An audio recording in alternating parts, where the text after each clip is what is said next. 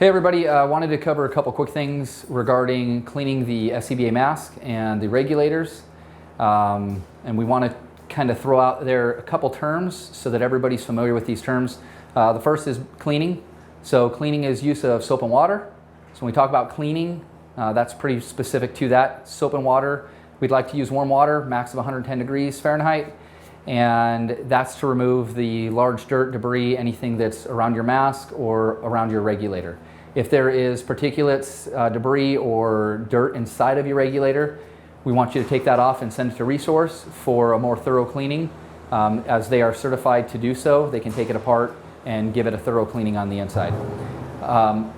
Alternatively, if we have a sanitization process, which is what we're going to really cover today, we're looking at just reducing the amount of germs to an acceptable level as per public health standards and requirements. Those standards are typically set by OSHA, so you can review those as well. Those will be attached to our new policy that we'll be sending out.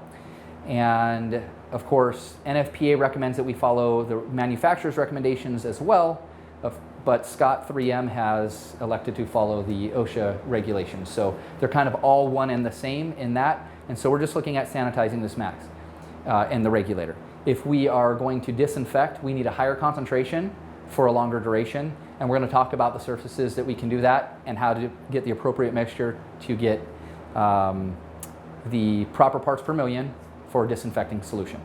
So here we go. I'm wearing gloves, I'm wearing goggles, and I have elected to not wear my mask. But as you guys go through this yourselves in the station, we would prefer you to wear the mask, especially because these have both been cleaned already. And we would hope that you wouldn't get any particulates in your face. So when we talk about sanitization, we're talking specifically about 50 parts per million of bleach to water solution with a hypochlorite solution. And the hypochlorite is simply household laundry bleach, which is the waxy product that we have right here. So in order to get a 50 parts per million solution mixture, I need a 1 ml or 1 cc syringe, and I'm just going to draw up from this bleach solution about a half of a cc, so half of an ml. And we're going to fill this bottle up to 500 mLs, which would be equivalent to 1 ml per 1,000 or 1 liter. Pretty simple to get that solution. Once we've got that, we're going to place our sprayer on here, give it a couple sprays, testing it out. And I'm going to use a sprayer, and I'm just going to apply it. First thing we'll go over is the regulator. So recommendations are to not submerge the mask, but what I've done is I've completely saturated it with this 50 part per million hypochlorite solution. I'm going to leave it sit for 2 minutes, and then once it's done, we're going to thoroughly rinse it. We're going to do the same thing with the mask here, applying it to every surface on my mask all the way around, applying it to the front lens, to the back lens, to the nose cup, to my inhalation valves. One thing to note, because this is a porous surface here, the sanitization is probably going to be ineffective on a porous surface. But we're not looking at removing the carcinogens here. We're looking at sanitizing and reducing the germs. So make sure that you do clean it with soap and water beforehand, and then I'm going to let it sit again, and it'll sit there for 2 minutes. So let's say the 2 minutes has passed. Here's my mask. I'm going to shake all the water out because that's still part of that. And then we're just going to run it under here.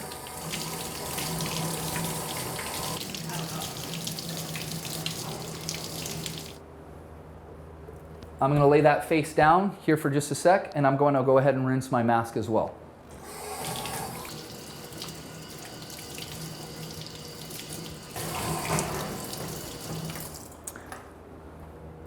Once that's completed, we can leave that to sit in air dry. Specifically for the lens on our mask, we can use a soft, preferably lint-free cloth. We do not want to use paper towels because those are abrasive, especially on the inside of the mask lens, as there is a coating on that inside to help with condensation so it doesn't fog up. And we don't want to use hard bristle brushes. But some of the old t-shirts that you might have, if you've cut them up, you could specifically use some of those old t-shirts.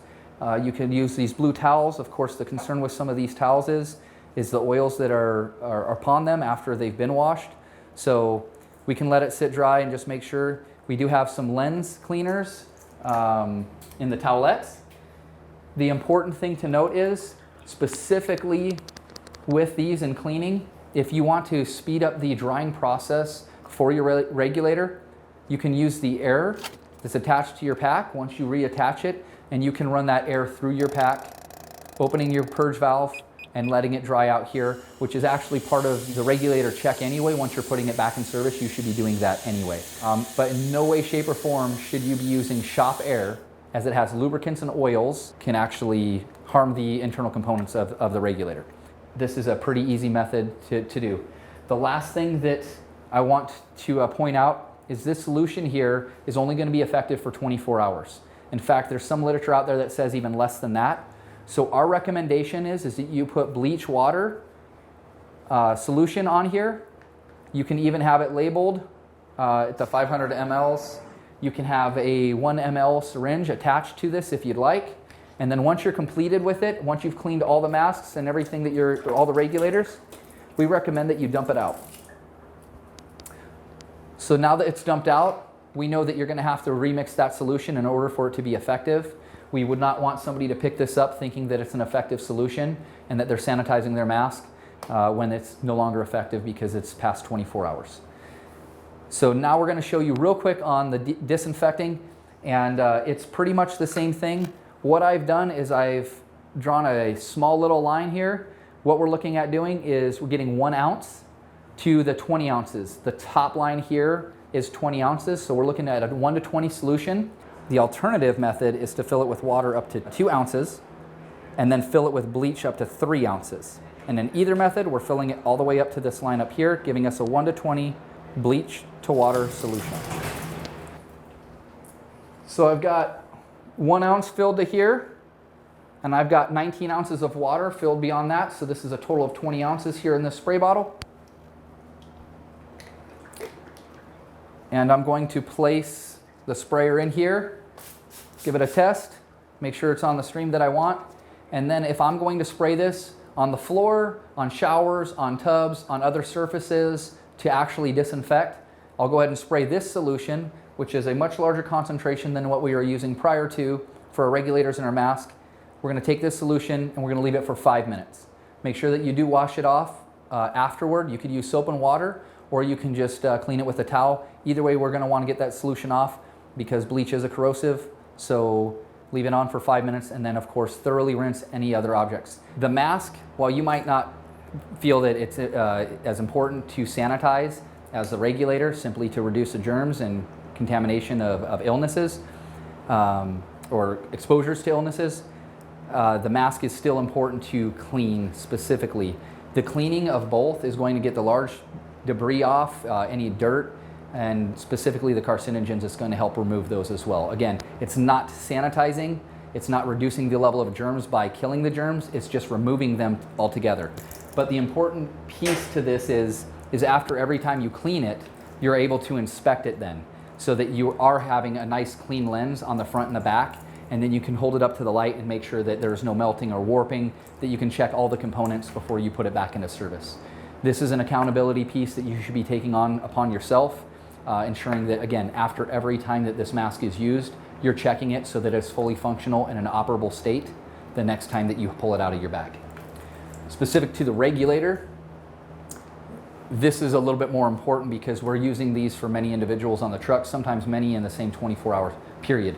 So to sanitize it is going to reduce that contamination within the mask to ensure that the next user isn't going to be exposed to any illnesses that you may have had. Additionally, we're placing it back into a ready state, and again, it gives us the ability to check all the components around it. Take the accountability, make sure that your SCBA regulator is sanitized after every use.